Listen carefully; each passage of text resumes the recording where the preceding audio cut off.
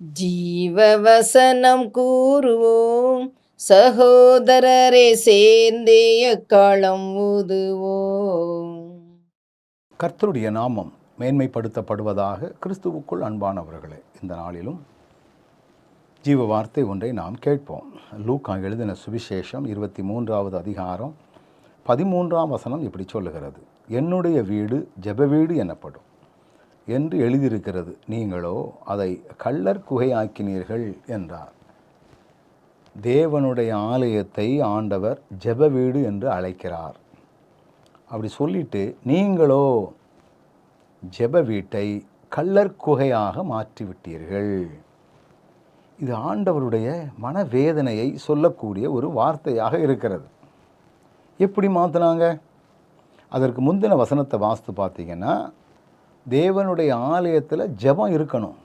தேவனுடைய ஆலயத்தில் ஆண்டவரை ஆராதிப்பதற்கும் அவரை மகிமைப்படுத்துவதற்குமான முக்கியத்துவமான காரியங்கள் இருக்கணும். அங்கேயோ ஜோர ஏழை நடக்கு, ஜோராக விற்கிறவர்களும் கொள்ளுகிறவர்களும் பெரிய பிஸ்னஸ் அங்கே நடக்குது. தேவனுடைய ஆலயத்தில் ஜெபம் இல்லை. சில ஆலயங்களிலெல்லாம் அசனம் என்று ஒன்று நடத்துவார்கள். ஏராளமான மக்கள் வெளியூர்லேருந்தெல்லாம் வருவாங்க. அசனத்தை முடித்தாலே அந்த அசனத்துக்காக அந்த இலையை எடுக்கிறது, மேசையை துடைக்கிறது, பந்தி பரிமாறுறது, இதுதான் அவங்களுக்கு முக்கியமாக தெரியும். பட் ஆலயத்தில் நடக்கக்கூடிய ஆராதனைகளில் அவர்கள் முக்கியத்துவம் கொடுப்பதில்லை. அதனால தான் ஆண்டவர் கள்ளர் குகை என்று சொல்லுகிறார். முக்கியமில்லாதவைகளுக்கு நீங்கள் முக்கியத்துவம் கொடுத்து செயல்பட்டால் அது கள்ளர் குகை. இன்றைக்கும் ஆண்டவர் ரொம்ப அழகாக அந்த வார்த்தைகளை சொல்லுகிறார். என்னுடைய வீடு ஜெப வீடு ஐயா. ஆண்டவர் வாசம் பண்ணக்கூடிய வீடு அது ஜெப வீடு.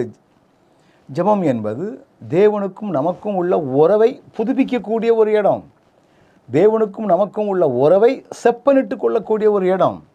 ஜெபம் என்பது ஒரு ஏடிஎம் கார்டில் சொருவி நம்ம ரூபாயை வாங்கிறது போல அல்ல. தேவனுக்கும் நமக்கும் உள்ள குறைவுகளை எல்லாம் சரி பண்ணி, தேவனை விட்டு தூரமான காரியங்கள் என்ன என்பதை அலசி பார்த்து கண்டுகொண்டு ஆண்டவரோடு நெருக்கத்தை உண்டு பண்ணக்கூடிய ஒரு இடம்தான் அந்த ஜெப ஆலயம். அதை ஒழுங்காக பண்ணுறோமா அல்லது அங்கே போய் நம்ம பந்தா பண்ணுறோமா? இதுதான்.